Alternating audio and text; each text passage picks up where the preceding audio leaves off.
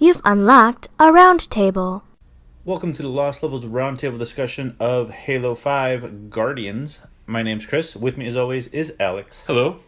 And in our roundtable discussions, we always do review first, credits, and then after the credits, we will go into a spoiler section. So if you're interested in us talking about it full-blown without a standard review, hang on after the credits and we will go into a spoiler section. So, that being said, let's get into it.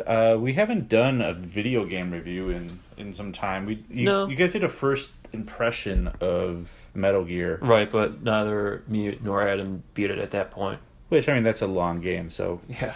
I feel like we're gonna do a first. I feel like we're gonna also do a first impression of Fallout 4 when that comes out, because I don't want to wait. I'm going to be doing that for a year probably. Yeah, I don't necessarily want to wait until one of us beats it and then do a podcast about it. So we're probably going to do something before that. So that being said, we went through Halo 5 this week to make room for to make room for Fallout 4.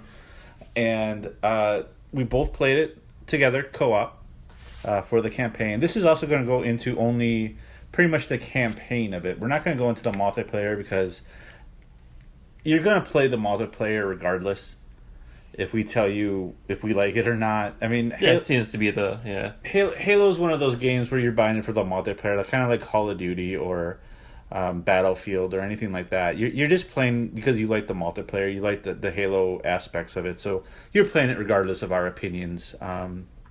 You played a little bit of the multiplayer. Yeah, I've played probably about a dozen rounds, I would say. Yeah, and I only played a couple rounds just to check it out, so I don't really have a great opinion on the multiplayer, and I'm not an expansive Halo multiplayer person. Yeah, who could I only really focused on Slayer. I didn't really do anything outside of that, so I know there's plenty of different game modes that are getting attention that I do want to go into and try, but... Mm-hmm.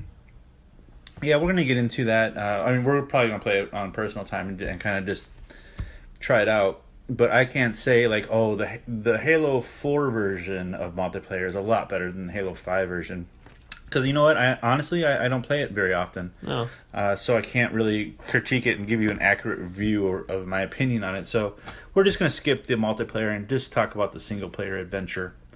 Because that's something that I do play a lot, and something that I'm really fond of. Anybody of the fans of the Lost Level know that I'm big on the Halo universe. I really enjoy what they've created. I've read a couple of the books, something that I've really not done with any other series, just because I like the mythology a lot. Right, I know there's that huge lore that people are really into, which I never really captivated me for whatever reason. Yeah.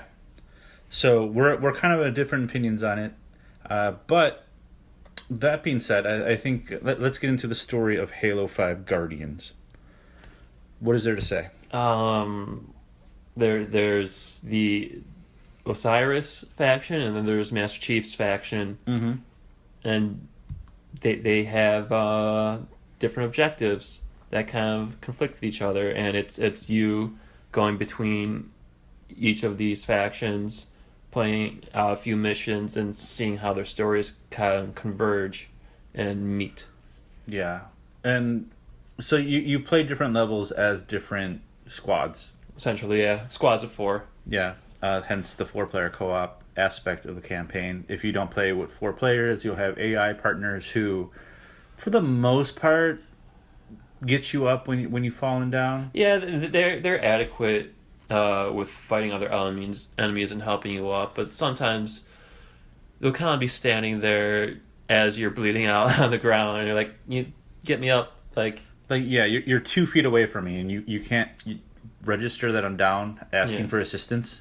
Or they'll bum rush right in towards you, ignoring all the enemies, taking shots of fire. It's like, okay, you have 2 grunts shooting at you, take them out before you come save me. That's just logical. Right.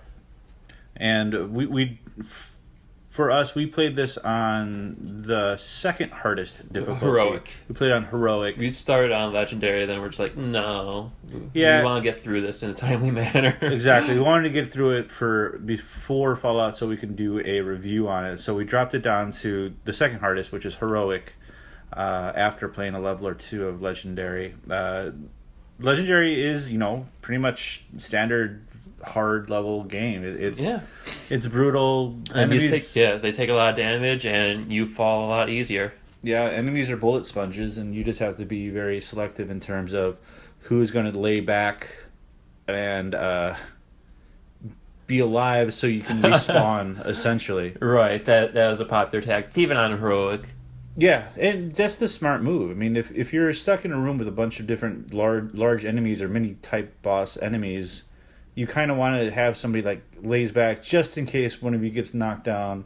You'll be able to respawn after a certain amount of time and not lose your progress. Exactly, so the whole squad can go into the battle once again. Right. So that's the strategy we kind of did, and was successful. We burned through it on the hard difficulty relatively easily. Yeah, there were a few hard sections that are kind of bullshitty. Yeah, and it wasn't because they were hard. It was just because they were bullshitty. Yes. The way that the AI magically targets you perfectly around a corner, it's like there's no way that thing should have hit me, and it does. It's those types of elements. It's not like a rewarding Dark Souls difficulty like type of thing. Correct. It's not hard through the mechanics. It's hard through just cheapness. Right. And that's the frustrating part of it, and that's why I wanted to drop it down from Legendary, just because I felt like there's a lot of times where it was just hard for the sake of being cheap, and it was bullshit. So I'm like, no, screw this. We're gonna get through it, and we're gonna get through it quickly on the hard difficulty. And I'm not a great gamer by any means. I'm not a novice. I've been playing games for my whole entire life essentially, but I'm not an elite. No, you're first-person shooter who's amazing at these things or anything. Yeah, like you're that. not doing any gaming conventions. Not doing any of the professional gaming stuff. I'm definitely not doing that. So, playing on hard was fine for me. I didn't think it was that difficult, to be honest with you. No. Once we got the hang of everything down, we were working together as a tandem and just going through the game. So, the mechanics of everything is just Halo. Yeah, it feels like Halo, and it feels good. Yeah, there's nothing broken or anything wrong with the mechanics. Halo's always had that same mechanic throughout the variations of the Halo franchise or series, and it's not changed. They've never tried to reinvent the wheel by any means. I mean, they added a looking down the sights in this one, which I found convenient for most of the guns, but I honestly say I didn't use it that much with the guns that never really utilized it. Like with the standard assault rifle or the pistol. Yeah. I still just kind of did it without doing the iron sight. It just felt more comfortable that way. But with something more like the carbine or the assault rifle, the 3-shot assault rifle, I used a lot more. But other than that, they didn't really change much other than the shoulder tackle. Yeah, you don't use a lot at least I didn't use it a lot in the campaign. I used it quite a bit more in multiplayer. Yeah. So yeah, in the single player campaign, it was definitely just a very standard first person shooter, that's all Halo really is. Right, it's just a bunch of corridors leading you down. Your path. And that I found that probably most disappointing about that was how corridory it was. Because even in the earlier ones, there were at least some bigger open areas that you could kind of devise a plan how to tackle it. But in this, there wasn't really any of that. Even the sections where you did get a cool vehicle, it was still kind of straightforward. Yeah. They give you flanking options because you'll have a lot of enemies in front of you, and then you'll more often than not look over to the side and see like a breakaway rock. Yeah, a wall you could bash through. That you can get through and then flank those enemies. I think that was very convenient. And really, really hits home that co-op type of gameplay. Yeah, so like if you have somebody drawing all their attention, the other person can easily go around and probably flank them. And that's what we did more often than not. And that's what made it less challenging because it was kind of like the same thing over and over again. Mm-hmm. You'll get to an area, there's going to be enemies. You probably could flank them. You could probably use one of the sniper shots and just take them out relatively easily. There's no...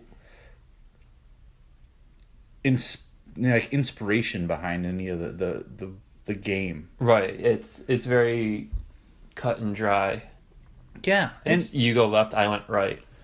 right. That's essentially it. And the problem with that being going back to the AI is I felt like even though there were two AI characters, they wouldn't divide themselves. They'd usually stick to either me or you. Usually Right. you. Mostly me, because I was an asshole. I would just kind of bum rush ahead. right. That And- was just my play style. And maybe it's because I played as Locke or Master Chief. It's true. You played as So the main. I played as the leaders, Person. so maybe the AI hung with me because of that. Could be. I don't know. I'm not sure. I prefer to stick with Nathan Fillion. Right, rightfully so. If you don't play as Nathan Fillion, like, what's wrong with you? I don't know what is wrong with you. I don't know. I went traditional, and I went with Locke or I went with Master Chief, Okay. and led the groups because I'm the leader, obviously. The best probably player on Lost Level. Yeah. First person shooters, sure. especially. Yeah, even though you just kind of said the opposite earlier. Oh, that's probably true too. So yeah, it's nothing new. It's not groundbreaking. It's kind of a disappointment in that regard, because after 4 Halos, this being the 5th, not to Oh. mention all ODST. And Reach, so And- that's 6. Yeah, so there's other things that they're all pretty much the same game. It's just corridor after corridor that you're in. Maybe a little bit of a tiny, kind of like an open area like you had in Reach or something, but for the most part, it's just corridors. But even those quote unquote open areas still felt very confined and claustrophobic. Yeah. They I guess they didn't introduce. I think the Halo The 4, 4 yeah. was the Forerunners introduction, and now they're using them. Yeah, because this is essentially a new trilogy that they're aiming for. And it's like you mentioned that, because I didn't really pay much attention to like what they were talking about making a new trilogy or anything like that. We were introduced to the Forerunners being another enemy in Halo 4, and I didn't necessarily care for them then. I didn't like their weapons necessarily. I didn't think they were great. Right. I liked the original Halo. I liked the Covenant and I liked the Flood. Yes, because those were two very different classes of characters. In this one, the Covenant and the Forerunners feel just too similar. Yeah, they do nothing to really differentiate themselves aside from looking different. Looking different, and the Forerunners kind of night-colored bamf everywhere, which was annoying as shit. Yeah, that does get kind of annoying. And right, yeah, I mean, you touched on the weapons, and, granted, the Flood didn't have any weapons towards them because they were just kind of organic beasts attacking you. Mm-hmm. So, they introduced these Forerunners and their weapons, but even then, I mean, their weapons don't really do much outside of the combination of human and Covenant weapons. Yeah. Yeah, I mean, it's your standard sniper rifle or 3-shot rifle. I mean, there's not much there to them or their weapons. I mean, realistically, when you break it down, no matter if you're like a human class, a Covenant class, or a Forerunner, they all have the same type of weapon. Mm-hmm. They're just differently skinned and have like a different, like a laser because it's an alien-based gun, but it's the same freaking gun. Right, a sniper rifle, a single-shot rifle that's pretty powerful and not as zoomed in as a sniper rifle, but you could get more shots off quicker. An assault rifle, Your handguns, or a shotgun type. Right, yeah. And they all have their different grenades as well. So it's just like, but there's... Yeah, the grenades, They I don't guess, do the much different. most variation between them, because like the Covenant had the sticky grenade, obviously, and then the Forerunners have their, like, it explodes, and then There's like shrapnel Like floating in little- the air that yeah. could damage you. so like that's the most different weapon that you have in your arsenal, Essentially, yeah. which is weird. Like, I don't know, and I just, after all these variations of Halo, I expect like more to it. And before, what dragged me or brought me to Halo, aside from it just being a traditional multiplayer that people run and gun bullet sponge, there's really no strategy to a novice playing Halo versus somebody who's trying to play Call of Duty, peeking behind corners or something like that. Halo's always been that open shooter where you're just taking damage and trying to kill the other person first before they kill you type of thing. It's just, there's nothing there. Like, what drew me in before was the great story. And now, after seeing variations of it, the universe expanding into new storylines, Bungie leaving, 343 taking over, and ever since then, like, I liked the way Bungie took care of their universe. I don't like necessarily what 343 has done with it. And the new stuff they've introduced, like the Forerunners, and the Spartans, like with Locke and all that, I don't necessarily care for that. Whereas I liked having Master Chief being the only Spartan left. Yeah. I liked seeing like Shadows are like finding out more about the original Spartans and their programs as a children and learning more from the universe that way. But now, like, they're just, there's more Spartans everywhere. Right. There was something very gratifying about you being the Master Chief and running to a battlefield with regular Space Marines or whatever they were. ODST. Yeah, and just, helping them out and saving them. In this, you don't get any of that. There's probably one or two encounters where there's lesser soldiers helping you out on your side. Other than that, it's just a group of Spartans plowing through Covenant and Forerunners. Yeah. So, like, that's one of the disappointing things for me, aside from it not really changing anything. Or what they do change is not good changes. Right. That, and I'm no longer invested into the story like I once was. I'm not playing this. Like, I bought it because, like, obviously it's Halo. I want to try to like it. After my disappointment personally with 4, story-wise, I was hoping that maybe I can get into this one again, and I didn't. I wasn't there. It was disappointing for me. And I've never been totally invested in the Halo stories, as I said earlier. But this one, I just kind of blinked out during the scenes. Like, I didn't. It got to the point where there was too much going on. There was too much lore that I stopped caring about.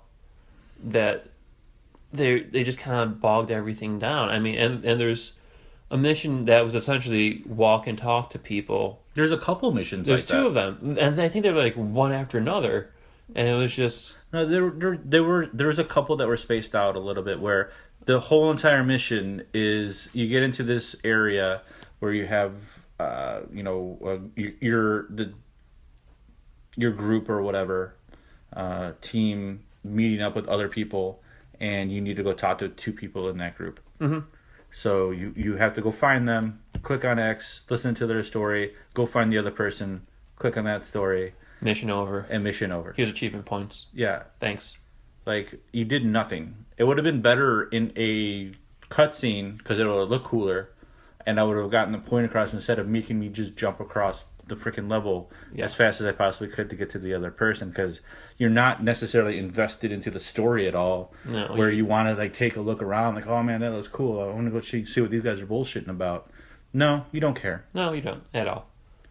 So that's unfortunate, and I think that they really wanted you to try to care about, like, what these other mini groups of people are talking about, maybe going walking up to them, but it's not that type of game. It's not an RPG where they're giving you, like, this great dialogue or anything. It's just there, and it's unfortunate. So it's a fast, dumb level that you don't really care about. That were unnecessary. Yeah, 15 total levels. 13 of which are action, 2 of them are talking levels, and those 2 don't take very long. So, not at all. I will get into the story a little bit more in depth in the spoiler section, because I definitely don't want to talk about it more, because we're doing a non-spoiler review. So we're kind of just talking about what we thought about it, initial impressions, and we'll get into the story a little bit more in the spoiler section. So what else do you want to talk about? It's pretty looking. I will give it that. Yeah. I mean, the cutscenes, which are probably done by Blur Studio, like they've been done by in the past, look gorgeous. So, I mean, once again, Blur Studios knocks it out of the park with those. But, I mean, good lighting effects, great modeling. The environments look very rich and lush and detailed, but still very confined. Yeah. Um, Yeah. It's a corridor shooter. It's gonna be a corridor shooter. I'm not expecting them to overhaul and say we're making the first open world Halo oh my god. type of game. No, because they can never do that. Because I wouldn't want that. No, that would be awful if they did that. I complain about it being a corridor, but like realistically, that's what Halo is, I guess. Yeah, but I mean, I just think back to the first one, how awesome it was that there were some bigger spots for you to... The first one? The very first Halo. No. Yeah. There were some big arenas in there for encounters that you're taking Banshees and flying around. You're taking Warhogs and driving them around. Okay. Yeah. Like, I miss that. You don't do that a lot in this game. At all. Yeah. Like, at all. So, if they could take the first one with that type of encounter design and that type of level design and bring it to a modern console, I would enjoy the hell out of it. Put in, 2 to 4 player co-op as well, but don't give me all this bullshit Spartan stuff. I like going with the lesser Marines and saving them from a dire situation in the battle. That's what I looked forward to, and I just don't get that anymore with this series. Yeah. All right. So, final thoughts.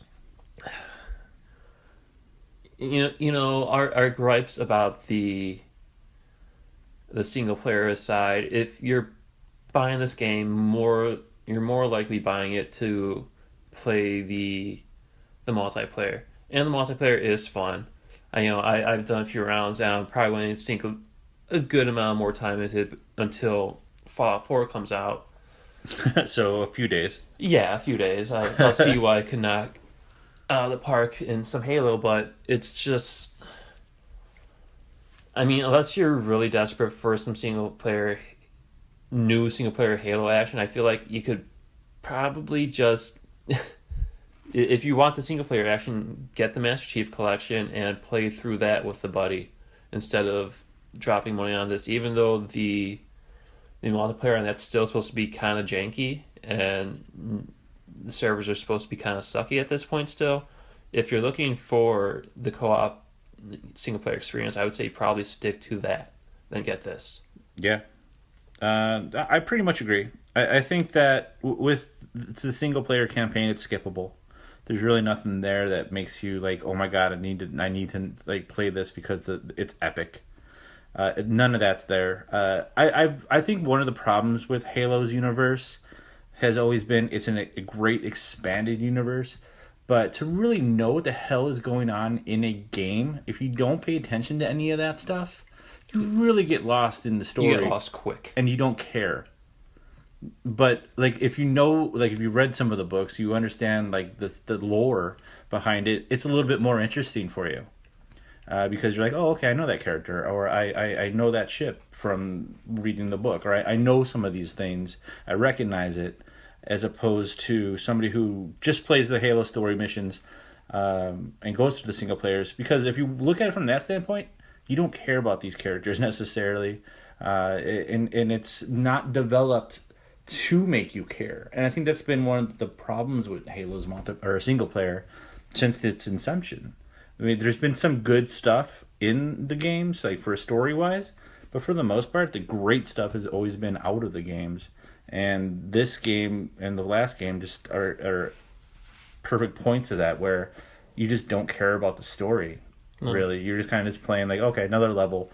The level's the same as the last level, pretty much. You're just getting through from point A to point B, people in front of you, kill them, move on. Yeah, I mean, compare it to, one of our other favorite franchises, Mass Effect, where they do a great job of setting up the universe in the actual game. Yeah, that's an RPG versus a first-person shooter. Yes, but still, even if you ignore all like the side quests and stuff like that, just doing the main missions, I feel like you get a lot of story, and that's good storytelling, which this game doesn't have, because they try to just top load everything with lore so you can get to the next the next action part. So, I mean, if they took the time to tell the story instead of just trying to bum rush everything, it's like you're not going to get people invested if they haven't read the book. So if you want to get people invested, you just need to do better storytelling, and they don't do that. You definitely need to do better storytelling.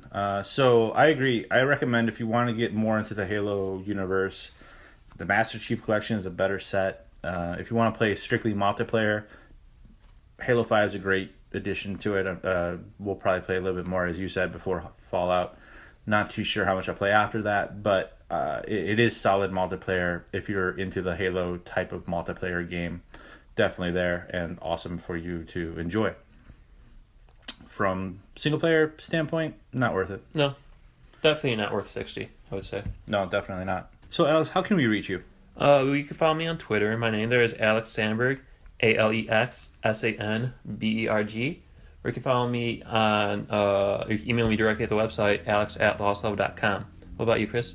I am on twitter.com/calmintensity. You can reach me on the website, chris@lostlevel.com. You can reach all of us, Adam, Alex, and I, on lostlevel.com. We all have our social media links in the upper right-hand corner. You can check us out on all the social media possible, probably, except for Vine. We're not on Vine. No. I don't know what we would do with that anyway. But we have, Facebook, Twitter. We're on YouTube, putting some exclusive content on YouTube. So we're looking for subscribers. We really appreciate you guys clicking on that link, clicking on our page, and clicking subscribe. So it's easy access to our podcasts and our exclusive content on there. Whenever you're at work and just want to throw your headphones in and listen to something, give us a listen. We'd appreciate it. That'd be great. So we'll be reviewing some movies coming up. This weekend we're going to be reviewing Bond, the latest movie. Spectre. But yeah, we're definitely doing that. So hang on for spoilers, and we'll talk to you guys soon. Spoilers. All right. So usually I have something like just right off the bat, and I don't, because the fucking story was boring. It was. And okay, the heart of my appreciation for Halo has always been the relationship between Master Chief and Cortana. Yes, that was the strongest part of number 4. Yeah, and it was actually I remember kind of being touched in some scenes during that game. Yeah, because we lose Cortana.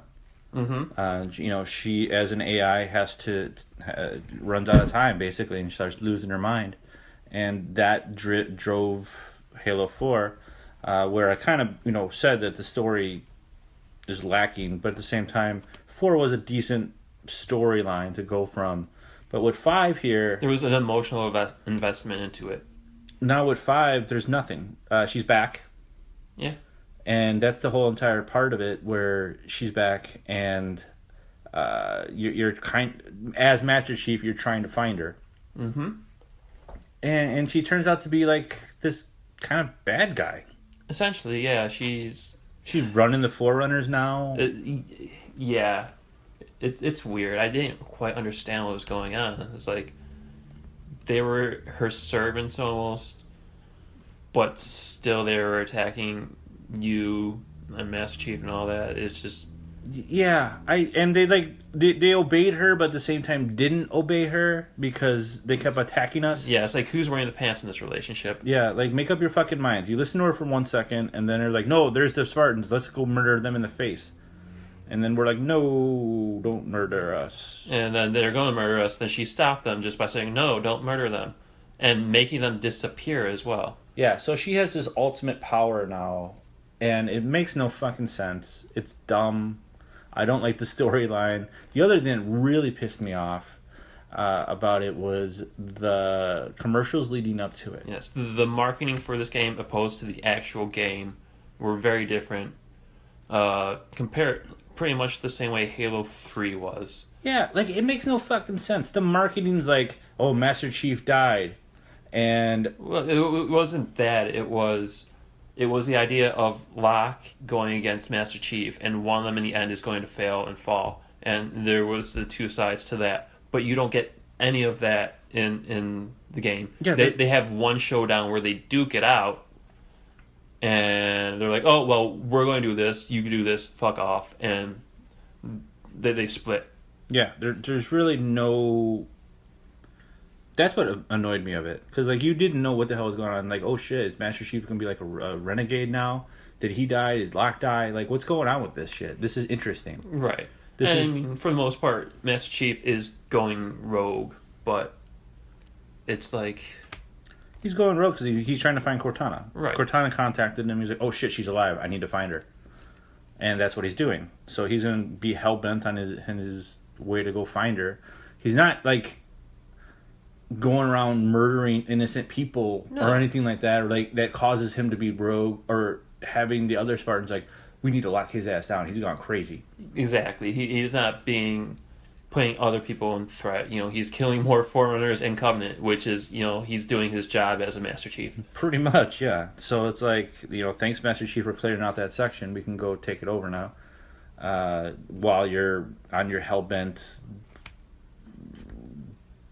rampage to get Cortana. Thank you. Yeah, I don't know, man. I'm disappointed with that. I'm disappointed with the story overall. It was just boring, pointless. I miss Bungie's storytelling. I don't like this new 343 direction that it's gone into. It's boring and uninspired. Essentially, yeah. It's fodder for getting more multiplayer in, it feels like. Yeah. I mean, that's what it is. I mean, and the other aspect to it, they removed split screen co-op. One of the staples of Halo. One of the things that you can couch co-op with a buddy, and if your buddy doesn't have a new generation system, doesn't have an Xbox One, like, hey man, come over. Let's just co-op the shit out of Halo. I used to do that a lot with my brother. Yeah. So, I was hoping it would have been ideal when he comes in for the holidays that we could play some Halo together, but that's just not going to happen now. Yeah, like I couched co-op with my daughter when she was a little bit younger to try to get her into games, and like couch co-oping was a vital part of her getting into games, because we played several different series of games together. Because you want to make her priorities straight. Yeah, like I want her to be a gamer. Yeah. Enjoy the universe that I've grew up with. It's kind of cool that we can have something that we relate to. Yeah, of course. So she was really interested. Like I popped it in because I was going to play with Alex over online, obviously. She's like, "Oh man, I want to play." I'm like, "Well, you know what? Actually, you can't." Yeah. Which was disappointing. That was because that would disappointing have been cool to have her playing with us as well. Yeah, I mean, she's not the greatest of gamers, but that's how she learns. That's how you get somebody invested into a game. You get the controller in their hand, and if it's couch co-op, you can play it on an easier difficulty, and you can do most of the work. But as they learn the controls and like learning how to use your right thumb for camera and your left thumb for aiming, and getting that memory, that muscle memory down. Exactly. So for so many other, it opens up the avenue for so many other games. As a gamer, I remember trying to teach my first girlfriend how to play Halo, and it took her some time to get the hang of that as well. Mm-hmm. Which I don't think she ever really did, but it's worth the effort. If they want to learn how to play games, couch co-oping is a great way to have that, because they can learn slowly and have you just pretty much do a lot of the work. But they're still learning how to do that with the muscle memory at the same time. She would only play games before that didn't have camera movement with the right thumbstick because she didn't know how to do it. Right. So I always liked Halo for that reason. I mean, when Halo first came out, you had to couch co-op. We didn't have online gameplay. We did LAN parties where we hooked up our Xboxes together and hooked up different TVs. Done that, yeah. And we had the 4 squares going on the TV. And you have like people playing, and that was a LAN party. That was a Halo LAN party. And we did that all the time. Yeah. That was like a staple back in the day. Now technology advances. Now we're not doing that type of gaming. We're playing online. Like you're at home playing, I'm at home playing, and it's a different experience. So that's one of the benefits that Halo had, was couch co-op. But now that's just nowhere to be found. And yeah, now that they got rid of that, it's like, well, this kind of sucks. It does. I understand they're trying to push the graphics to the limit, and to do, split screen co-op takes a toll on the system. So I understand the unnecessary evil of it for making the game look better. Was it 60 frames per second? Yeah. Is that was the gripe? That's like, we can't do couch co-op because we need to do 60 frames. Yeah, because that is the benchmark these days. You want to have 60 frames per second at 1080p, because when it comes to competitive gaming, that is going to give you the edge. Is it? Yes. But if everybody's on the same level, then there's no edge to be had. Okay, yes, true. Very true. That's the gripe that I have. We've always had this same argument throughout the many years of gaming. Look at it like, you always have the friend who won't play a game because the graphics suck. You always have that guy. Oh God. Or that person. Yes. This is the equivalent of it. Like, oh, I'm not going to play this game because it's not 60 frames per second. It's like, you know what? Shut the fuck up. My biggest gripe with the visuals was I felt the field of vision was restrictive. I felt that the vision that you saw was too narrow, and I did not see a lot of peripheral in the Spartan helmet. Okay. And that was my biggest problem. But I feel like that's something that can be easily fixed and easily altered. Yeah. A little HUD movement or change. But I just I hate that argument, because it is the modern, oh, those graphics suck, I'm not playing that game. That drives me batshit insane. I remember Final Fantasy VII back in the day. It had the gorgeous cutscenes, which everyone lauded over, but the actual game, the graphics were kind of shitty. Let's not, mince words here. They weren't the great looking graphics. How dare you? But it's still a great game within a fantastic story that I sunk over 100 hours into. So it is a dumb argument. But that's the thing. You expect that from first person shooters, is they're supposed to be extremely pretty, and that's the benchmark for them. Now it is. Yeah. But some of those great first-person shooters don't have the greatest graphics. They never did. They never pushed the envelope. Thinking about Doom or those types of games. Well, those games were the first ones, if you think about, to really introduce the idea of 3D movement. Right. Wolfenstein 3D. The fact that they did that was revolutionary. Yes. So it's, I don't know. It's just a weak argument for me, and I personally, if you're not going to change your franchise very much and do pretty much all of the same elements that you've done in all the previous versions, losing couch co-op is one of the biggest things. Losing couch co-op and not giving us an engaging story to keep us invested in it. Yeah, because now Halo 6, if this is a trilogy, I don't care about the story. I'm not going to buy this at day one. I'm going to wait until it's on sale, or a Black Friday sale where I can pick it up for $30, or I'm going to wait 8 months and pick it up for $20 down the road or some shit. Exactly. I'm not going to pay $60 for a day one purchase to play the storyline. We might, because we're doing Lost Level. Right. But we as a gamer, I'm not doing it. No.